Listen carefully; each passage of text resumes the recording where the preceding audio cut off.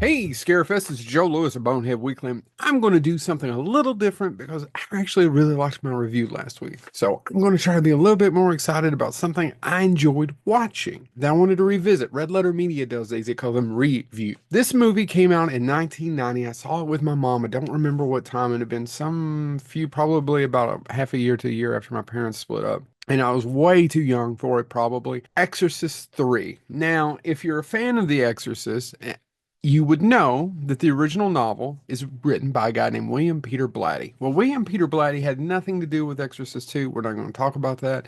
Neither did the director. What we're going to talk about is part 3, where William Peter Blatty not only wrote the novel, Legion, but also wrote the screenplay and directed the movie. And he directed another movie too that we really like, but we'll get into that later. Exorcist 3 carries over some of the characters, right? Like Detective Kinderman was in the original one, played by someone totally different. In this, he's played by George C. Scott. And Ed Flanders plays Father Dyer, is also in the original one, and they're best friends.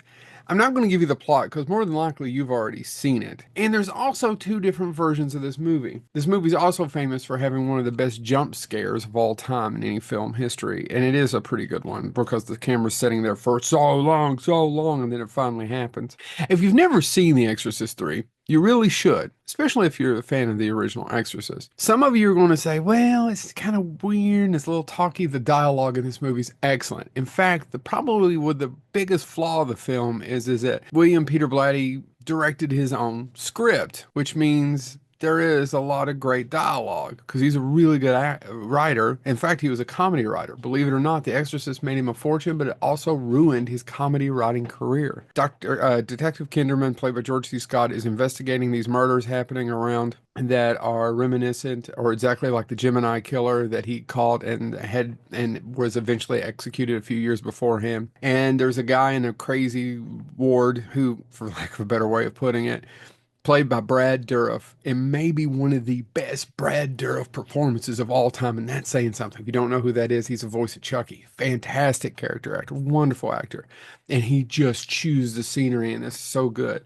And George C. Scott's really good too. He's so angry. Kinderman is so angry and sad and hates the world. And basically, I can't give a lot away if you've never seen it, but it's a little bit of a mystery. There's two versions of this. And for years, they talked about the original director's cut because William Peter Blatty had to go back and reshoot the third act, and they cut a lot out. And they finally, a few years ago, about 10 years ago, I think it was Shout Factory, put out a Blu-ray where you can actually watch from basically the video edit. So a lot of the stuff, put stuff back in, looks pretty bad. You can watch the original intent. Now, Blatty, before he died, even said he still thinks he prefers the theatrical version better. I don't disagree, but you can find them both. The Exorcist 3 is on Peacock. It's also on Tubi. But if you're looking for the director's cut, which if you've never seen the director's cut and you're a huge fan of Exorcist 3 like I am, it's on Tubi as well. It also may be on YouTube. Check that out. There's a lot more with Brad Dourif as a Gemini killer, and it completely cuts out Jason Miller, who played the original Exorcist in the original movie, who, when they went back to reshoot, they put him in. If you've never seen The Exorcist 3, take a minute. If you've got Peacock, watch it. And if you're a big fan of The Exorcist and Exorcist 3, watch the director's cut on this one. It's an interesting movie with a lot more dialogue. It's a little talky. You see why they cut it all out, and the ending's really abrupt, as opposed to the kind of exorcism ending in the theatrical cut. And I'm telling you, the theatrical cut is a more entertaining movie. However, if you're a big fan like I am, check it out. Watch Brad Dourif and George C. Scott go at each other a little bit more. This has been Joe Lewis of Bonehead Weekly.